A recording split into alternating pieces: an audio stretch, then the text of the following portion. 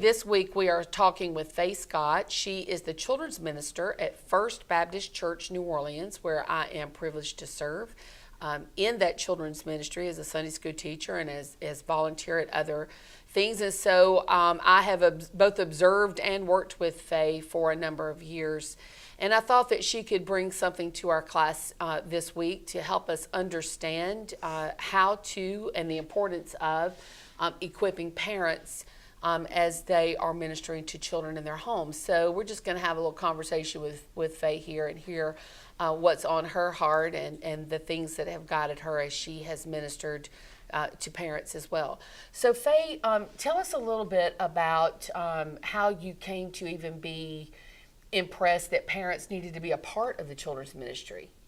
I think a large part of that influence came from just studying the scriptures and just my study, especially of the Shema, Deuteronomy 6, verses 4 through 9, where God clearly commands that in everything that we do, that we need to be teaching children as we go along the road, as we rise up, as we lie down. And that clearly doesn't mean just at church, but it's a very clear mandate to parents that in everything that we do, that we should be teaching our children about God, about the things of God. I think that is the thing that has made the most impression on my heart, that we need to be equipping parents, that as they go along in life, they should be talking to their children about the things of the Lord. Well, to that end then, you have preschoolers and children at the church. So give us an idea about some of the things that you have done and incorporated into the ministry there to help equip parents as they're rearing their children. Okay. I think one of the most important things is just laying that spiritual foundation. And I'm going to go back to the very beginning about our children's ministry. And our theme is just laying a foundation. And if you ever came into our church, you would see that that's the logo that we use on everything. And it's based on 1 Corinthians chapter 3, verse 10, that by the grace God has given me, I laid a foundation as a wise builder. And someone else is building upon it, and that each one should be careful how he builds. And so from that goes along, I guess, with the first question that you asked, is that we are laying that spiritual foundation, that we teach them who God is, we teach them who Jesus is, we teach them what the Bible is and where it came from and what it means in our life. That in every concept, that as we go along, that we are laying that spiritual foundation. And so oftentimes parents will come to me and say, how can I teach my child to pray, or what Bible can I use, or is it appropriate for me to bring my children into worship service, or should I just put them in the preschool area initially?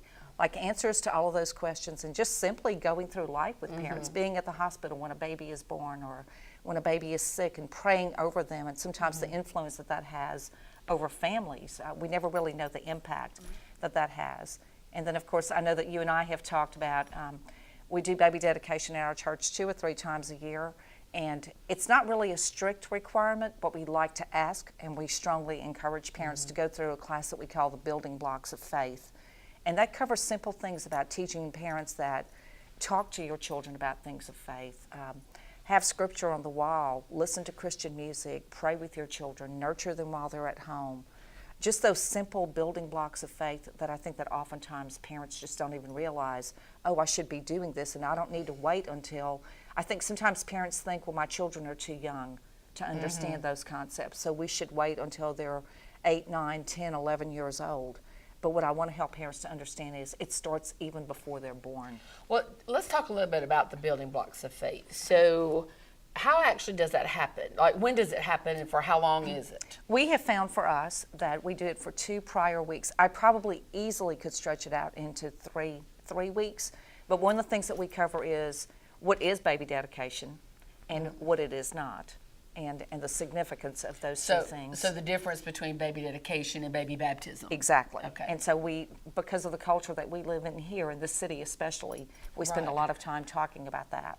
And then we go over the whole ceremony and how everything will happen that particular day, so that they don't have to worry about those things.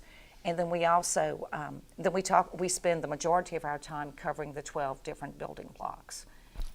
And where did you get those building blocks? Is that something that you developed yourself? I did, just in studying and just reading and just research. I just felt like these were important things that parents should know, and it's our responsibility as Christian parents to pass these along and to actually incorporate these into life. So it's not a particular resource, it's just Right. something that I came up with. Well, I know in this class we've looked at milestones across the lifespan of children and into even into adulthood. And so one of those milestones is certainly birth and baby dedication, where we would do that. So tell me, has there been any interesting or unexpected, if you will, response from parents at such a time as that? There has been, actually, and as you were speaking, I was thinking about one of the resources that I use, Catherine Stonehouse's book, Joining Children on the Spiritual Journey. So one of the things that I talk about in the class is that we have to be on that journey ourselves, that it is difficult for us to teach our children things that we do not know ourselves. And also I talk to them about being prepared, that you should be prepared to be able to lead your child to Christ. You should be prepared to share your testimony with your child. And so in one particular class, I shared that and said, be prepared, have your testimony ready. And at the end of class, a mom came up to me and she was in tears. She and her husband came and she was crying. And I thought, oh my word, what have I done? What did I say that was wrong? How did I offend this mom? And she said, I just need to tell you that as you were talking, and you were talking about us having to share our faith and sharing our testimony with our children, she said, I began to weep because I realized I don't have a testimony. I can't tell my children because I've never done that myself. And so I said, well, that's easy.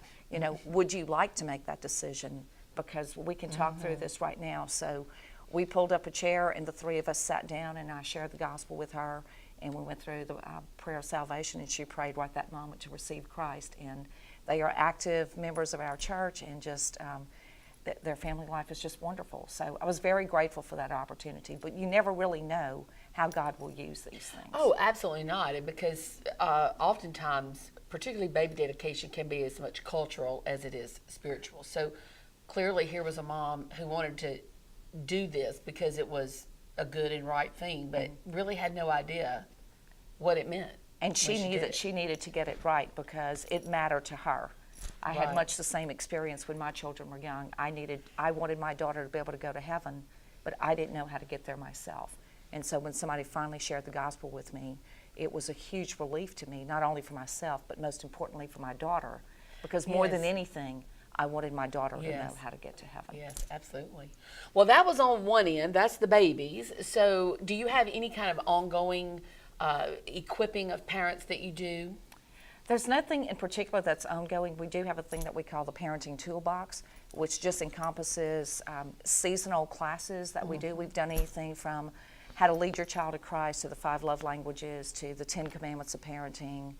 There's one that I can't wait to do that's called Praying Circles Around Your Children, and so we'll be doing that in the spring. So they are seasonal studies, and then of course we have our New Believers class, Right. and we encourage the parents to go through that class with their children. These are children who have recently made a profession of faith, and we ask the families to go through that class together before the children are actually baptized. Right. Okay. Well, the response from parents at the church, from my perspective, has been quite positive. So, how do you feel they have responded to the classes? Are they coming? Do they show up? They come to the building blocks of the building blocks of faith. They come to the New Believers, and it's always a surprise to me as to who's going to actually show up in that class. And then the parenting classes, they do show up. It's sporadic. People's lives are very busy. But I would say as long as, if I have 2 or 3 parents who are going through the class, which is always more than that, but if I have 2 or 3 parents that we are investing in and equipping to be able to know how to raise their children in a way that brings honor to the Lord, then I think that we have succeeded. So it's not a numbers thing for me, but it's more who are we investing in and who are we equipping. Absolutely, and I think that's really a good place for us to even transition this a bit. What I wanted you to hear today, particularly in the end, is that it's not about numbers. If you equip 3 parents, that's 3 more than were equipped before they walked in the door. That you've encouraged them, and so while you may be doing some wonderful things, it may not produce the numbers that I think we sometimes get caught up in. But lives are changed, foundations are laid, for children. Enjoy your study this week. I look forward to dialoguing with you.